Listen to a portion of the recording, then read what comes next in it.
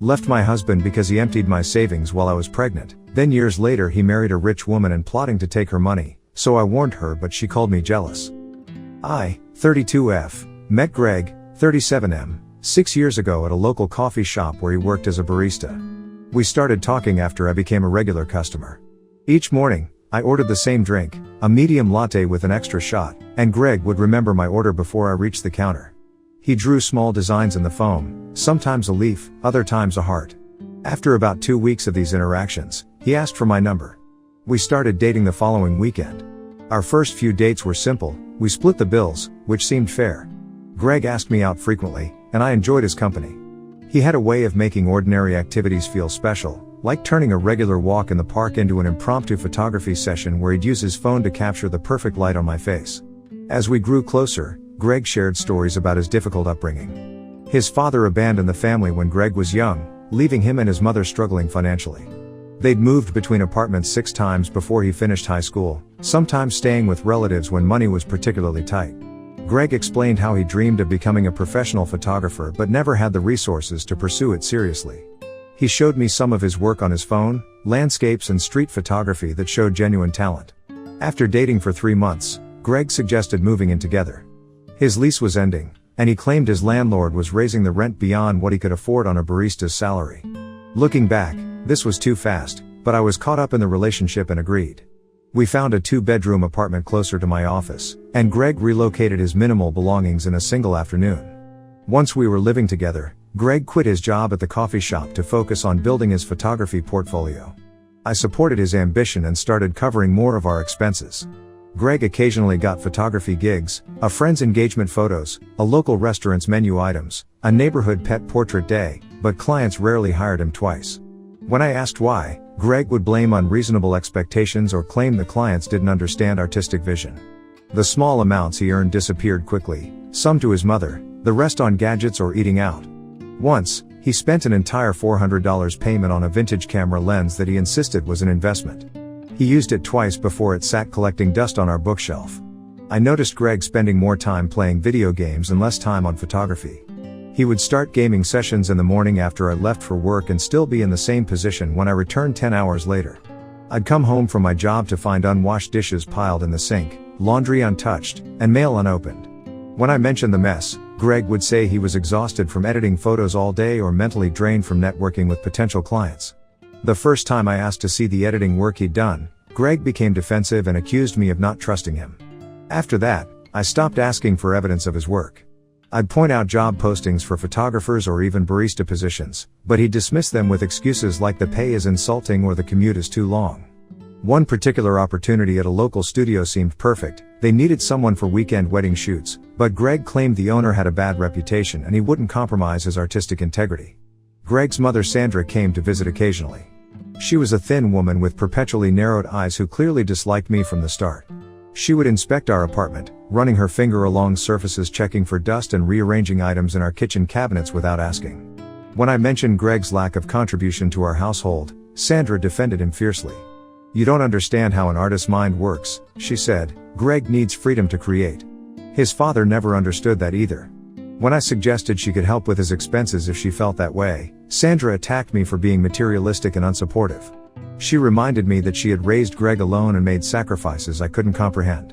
What she failed to mention was that Greg now sent her money regularly, from my earnings, for what he called emergencies that somehow occurred monthly. Greg's behavior toward me deteriorated over time. He criticized my cooking, saying the rice was undercooked or the chicken was bland. He complained about how I folded his clothes or organized the refrigerator. The bathroom was never clean enough, yet he never picked up a sponge himself. When we disagreed about household matters, he'd threatened to leave me. Once, after I asked him to help with grocery shopping, he packed a small bag and disappeared for 3 days, returning as if nothing had happened and offering no explanation. I was paying for everything while being criticized for not keeping house properly. I started working overtime to cover our increasing expenses, which gave Greg more reason to complain that I was never around and prioritizing work over our relationship. Our savings account, filled primarily with my money, steadily decreased as Greg made purchases without consulting me. He bought expensive camera equipment he rarely used, high-end sneakers he didn't need, and subscriptions to photography magazines that piled up unread. When I tried to discuss budgeting, Greg accused me of controlling him and stifling his creativity. He claimed I was becoming just like his father, which I later realized was his method of ending any financial discussion. My parents and sister had been warning me about Greg for months. My sister Jennifer offered her spare room if I needed to get away. "You look exhausted all the time," she said during a rare lunch when Greg wasn't around. This isn't what a partnership looks like. I was starting to accept that this relationship wasn't working, but then something unexpected happened. I discovered I was pregnant. The 2 pink lines appeared on a test I took during my lunch break. I sat on the edge of the toilet for 20 minutes, staring at the positive result. I didn't tell Greg immediately. The pregnancy wasn't planned, and I needed time to think. During my first ultrasound, looking at the screen changed everything for me. The technician pointed to a tiny fluttering on the screen. I decided to keep the baby regardless of what happened with Greg. When I finally told Greg about the pregnancy, he paced around our living room, running his hands through his hair. "This is terrible timing," he said, voice rising with each word. "We can't afford a baby right now. Do you know how expensive they are? We'd need a bigger place, childcare, diapers, doctors." I told him he could leave if he wanted. I was prepared to raise the child alone. Greg immediately called his mother, who drove over in 30 minutes despite living across town. They both lectured me about being irresponsible and making a selfish decision. Sandra suggested I was trying to trap Greg and limit his opportunities. "He's just getting his career started," she insisted, though Greg had been getting started for the entire 2 years of our relationship. I locked myself in our bedroom and called my parents. Despite their reservations about Greg, they were thrilled about becoming grandparents. My sister had decided not to have children, so this would be their only grandchild. My parents came over the next day and suggested I move in with them during the pregnancy. My father, usually a quiet man, told Greg plainly that he needed to step up or step aside. Greg changed his tune when he realized I might leave. "This is my baby too," he said. "I want to be there for both of you." He promised to find a stable job and become more responsible. He even took out his camera for the first time in months and talked about starting a family photography business.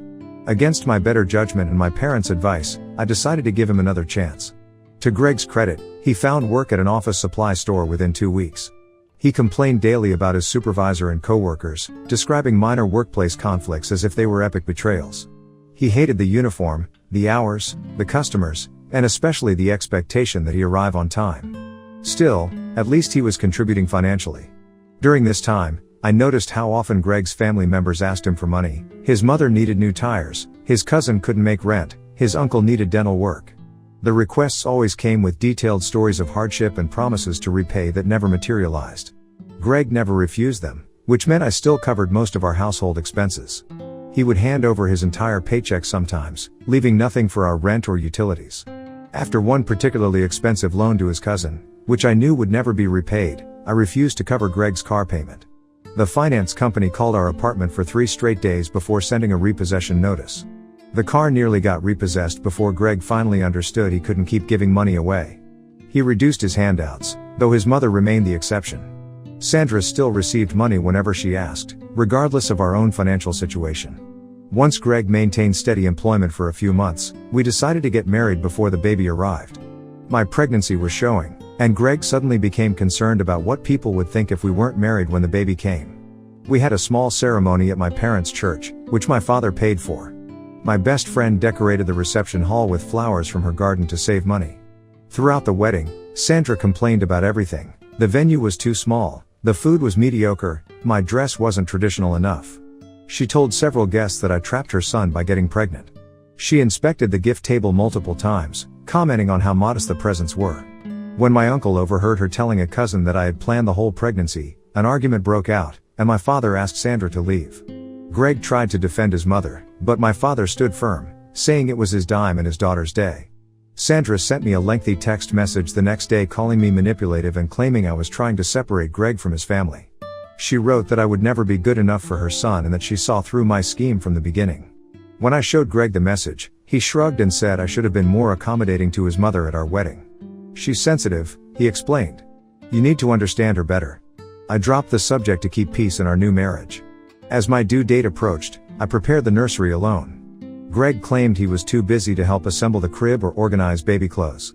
His work schedule hadn't changed, but he started coming home later and later, offering vague explanations about work meetings or overtime.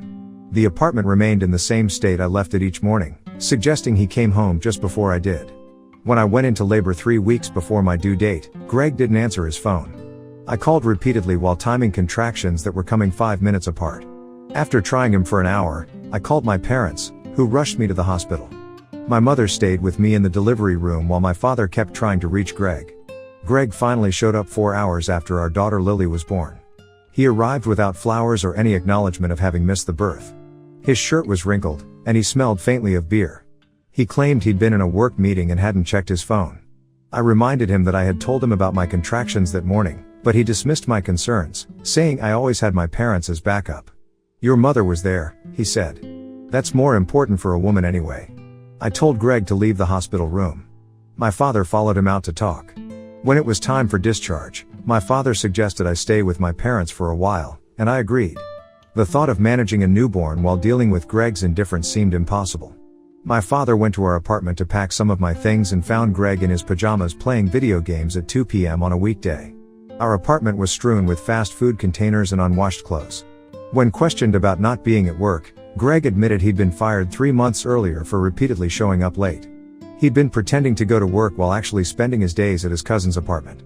He told my father we had enough savings to manage for a while, savings I had built up for the baby. When my father told me what he discovered, I couldn't believe Greg had lied for so long. My parents urged me to file for divorce, emphasizing that Greg was financially irresponsible and couldn't be trusted to provide for me and Lily. My mother reminded me how Greg had emptied our joint account twice before, and my father pointed out that Greg had forged my signature on a credit card application the previous year. I contacted a divorce attorney the following week. The consultation revealed the extent of our financial problems. Greg had maxed out credit cards in my name and depleted our savings. Fortunately, I didn't own major assets that Greg could claim. My attorney advised that Greg would still be responsible for child support regardless of my wishes. Greg was stunned when served with divorce papers. He came to my parents' house unannounced, pounding on the door until my father threatened to call the police. When finally allowed in, Greg alternated between begging for another chance and accusing me of overreacting. "Marriage means sticking together through hard times," he said, ignoring that he had created those hard times. "You're throwing away everything we built." I told him to sign the papers or I would pursue alimony as well as child support, which I knew he couldn't afford. Sandra called me repeatedly, leaving voicemails accusing me of using her son and abandoning him when he needed support. She claimed I had lured him in with promises of helping his photography career and then pulled the rug out when he was just finding his way. Her final message stated that Greg would find someone prettier and wealthier who deserved him. I blocked her number without responding. The divorce proceeded smoothly. I received full custody of Lily with Greg granted supervised visitation rights, which he rarely exercised. He was ordered to pay monthly child support, which he consistently paid late or in partial amounts. My attorney advised me about enforcement options, but pursuing them required more energy than I had while caring for a newborn. The first year after divorce was challenging, juggling a newborn while rebuilding my financial stability. I moved in with my parents initially, then found a job at a larger accounting firm with better pay and family-friendly policies. My parents provided childcare while I worked, allowing me to rent a small apartment nearby. I slowly rebuilt my credit and created a modest savings account specifically for Lily's future.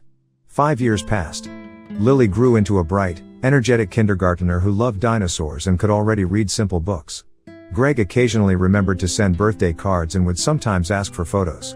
His child support payments became increasingly sporadic, with excuses ranging from car troubles to health issues. Despite our history, I maintained civil communication for Lily's sake, updating him on her school progress and activities even when he didn't ask. I met Michael at a community garden workshop 3 years after my divorce.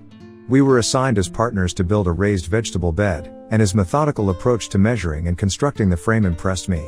He shared my interest in sustainable living. We exchanged numbers to coordinate garden maintenance and eventually started meeting for coffee outside of volunteer hours. We dated for 2 years before discussing a future together. Unlike Greg, Michael was reliable, thoughtful, and financially stable. He paid his bills on time, maintained a reasonable budget, and had savings for retirement. He understood my hesitation about introducing him to Lily and respected my boundaries. When they finally met at a casual dinner at my apartment, Michael brought a small dinosaur figure for Lily that he had researched to ensure scientific accuracy. He listened intently as she explained the difference between herbivores and carnivores like it was the first time he ever heard what those terms meant. Last summer, I heard through mutual acquaintances that Greg had gotten engaged. According to a friend who had run into him at a grocery store, the fiancé was significantly wealthier than Greg and owned multiple properties. A month later, a wedding invitation arrived in the mail, embossed with gold lettering on heavy cardstock. Greg sent a text saying he hoped Lily, my parents, and I would attend. He mentioned that his fiancée, Rachel, was eager to meet us all. I was curious about this woman who had captured Greg's heart so quickly. After discussing it with my parents, we decided to attend, thinking it might be good for Lily to see her father in a positive setting. The invitation indicated a formal dress code, so I purchased a new outfit for Lily and borrowed a dress from my sister. The wedding was held at an upscale venue I knew Greg couldn't afford. The cocktail hour featured an open bar with premium spirits and servers circulating with gourmet appetizers. Rachel looked radiant in an expensive designer dress, her diamond engagement ring catching the light as she gestured during conversations. I noticed something odd as the evening progressed. There seemed to be no guests from Rachel's side of the family. No parents, siblings, or friends were identifiable as being there for the bride. When I asked a woman who introduced herself as Rachel's coworker, she mentioned that Rachel's parents were deceased and she had grown up in the foster system. She's built her own family through friends, the woman explained, though many couldn't make it today due to the short notice. During the reception, Greg approached our table with Rachel. She seemed genuinely warm and intelligent, a successful person who owned several properties in the area. She knelt down to Lily's level and complimented her dress, asking thoughtful questions about kindergarten. Greg mentioned wanting Lily to visit their new home, and Rachel enthusiastically agreed, saying she'd love to get to know her stepdaughter. Later that evening, I went looking for the restroom. As I rounded a corner, I overheard Greg talking with Sandra in a secluded hallway. They didn't notice me approaching. "I still can't believe she married you after only 2 months, Sandra said. "I know," Greg replied, "I've already been added to the deed of her main property. Once the honeymoon phase wears off, I'll convince her to add me to her investment accounts too." "You deserve this after how your ex-wife treated you," Sandra continued. "Rachel obviously appreciates you more." I stood frozen, processing what I'd just heard. The conversation confirmed what I had suspected. Greg hadn't changed at all. I cleared my throat loudly, and they both spun around. When Greg realized it was me, his tense expression relaxed. "Are you seriously marrying her for her money?" I asked directly. Greg straightened his tie. "This is none of your business. You should focus on your own life instead of eavesdropping on private conversations." Sandra smirked. "You're just jealous because Greg is moving up in the world while you're still struggling. Rachel has no idea what she's gotten herself into," I said. "She seems like a decent person who doesn't deserve to be used." Greg stepped closer. "Look, Rachel is wealthy and lonely. Sure, I appreciate what she can provide, but that doesn't mean I don't care about her. Everyone benefits from this arrangement." I walked away, disgusted by his shameless admission. I returned to our table and told my parents we needed to leave. On the drive home, I explained what I'd overheard. My father gripped the steering wheel tightly, and my mother kept glancing back at Lily, who had fallen asleep in her car seat. 6 weeks later, I planned Lily's 6th birthday party at a local park. I reserved a pavilion, ordered a dinosaur-themed cake, and arranged for a face painter to entertain the children. I didn't invite Greg, wanting to avoid any awkwardness after our wedding encounter. The party was underway when Greg and Rachel unexpectedly arrived with a large gift wrapped in shiny paper. Greg told me that one of our mutual friends told him about the party and he wanted to give Lily a surprise she could never forget. Lily ran to her father, excited to see him. She opened their gift, an elaborate dinosaur playset that was far more expensive than anything Greg had given her before. Rachel greeted everyone warmly and offered to help with the food table. Throughout the afternoon, I watched her interact with guests. She was genuinely kind and seemed to connect well with Lily. While setting up the cake, Rachel and I were alone briefly. She mentioned how happy she was to be part of Lily's life and asked about school options in the area, as she was considering selling her current home to move closer to us for Lily's sake. The guilt of knowing Greg's intentions weighed on me. I decided to warn her. "Rachel, there's something you should know about Greg," I began, explaining what I'd overheard at the wedding. Rachel's expression hardened immediately. "How dare you," she said, "you're just trying to ruin Greg's happiness because you couldn't make it work with him." Her outburst drew everyone's attention. Rachel continued, "Greg told me you were bitter and jealous, but I didn't want to believe it. Now I see he was right." Greg rushed over, putting his arm around Rachel while glaring at me. My parents tried to explain that they'd heard the same information from me, but this only intensified the situation. "We're leaving," Greg announced. "I won't let you poison my wife against me with your lies." They left, leaving behind a stunned silence and a confused Lily. Several guests left shortly after, clearly uncomfortable. My sister insisted I'd done the right thing, but I questioned my decision to speak up at my daughter's party. 3 weeks later, an unexpected knock at my door revealed Rachel, mascara streaked down her face. I invited her inside and offered her water. "You were right," she finally said after collecting herself. "Greg emptied our joint account yesterday, over $50,000 gone." Rachel explained that after my warning, she began paying closer attention to their finances. She discovered Greg had been systematically transferring money to separate accounts. More alarming, he had indeed been added to the deed of her primary residence and 2 rental properties. "When I confronted him, he didn't even deny it," Rachel said. "He told me there was nothing I could do because I'd willingly signed the paperwork." Rachel wanted to file a lawsuit to recover her money and possibly have the property deeds amended. She asked if I would testify about what I'd overheard at the wedding and share my experiences from my marriage to Greg. I hesitated. The thought of facing Greg in court again, revisiting the painful history of our relationship, and potentially creating more tension around Lily gave me pause. I told Rachel I needed time to consider her request. That night, I discussed the situation with Michael. "You don't owe Rachel anything," he said. "But think about what message it sends to Lily if you don't help stop someone who's hurting others. I've been thinking about this for days now." So Reddit, Ida, if I refuse to help Rachel sue my ex-husband? Update 1. After considerable thought, I've decided to help Rachel with her case against Greg. Many commenters pointed out that my hesitation wasn't helping anyone, not Rachel, not future potential victims of Greg's schemes, and certainly not Lily, who deserves to know the truth about her father eventually. Several people noted that my desire to preserve Lily's relationship with Greg was understandable but misguided given what I know about his character. I've realized that protecting Lily means sometimes making difficult decisions that might cause short-term discomfort but prevent greater harm in the future. Update 2. It's been 8 months since my last post. Rachel's lawsuit against Greg proceeded quickly once her attorneys gathered evidence of his financial manipulations. I testified about what I overheard at the wedding and provided documentation of similar patterns during our marriage.